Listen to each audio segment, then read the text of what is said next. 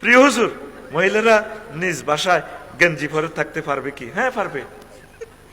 নিজ বাসায় উনি পরিবেশ পরিস্থিতির সাথে যদি হালকা কাপড় হালকা ওড়না পরে অসুবিধা নেই, একবার যেমনে থাকে। তবে শর্ত হইলে অন্য কেউ তার রুমে ঢুকতে পারবে না, শুধু তার প্রিয়তম হাজব্যান্ড। এটা সূরা নূরের তাফসিরে আছে। জোহরের সময় যদি ওয়াইফেরা তোমরা জামা কাপড় খুলে রাখো গুনাহ হবে না। তবে তোমাদের কাজের লোক, হিজলা, তারপরে শিশুরা বা তোমার ছেলে যদি আসতে চায় পারমিশন নিয়ে আসবে, আম্মু আমি আসবো কিনা, সালাম দিবে। ফাইন কিলা লাকুমুর জিউ, যদি বলা হয় ফিরে যাও, ফারজিউ, ফিরে যাইবা। অনুমতি ছাড়া আম্মার রুমে ঢুকা যাবে না। খবরদার আম্মাজিরা পড়বেন যে জানালা টানালা লক করিয়ে, পরে দেখবেন ভিডিও করলে শেষ, লাইফ মার্ডার।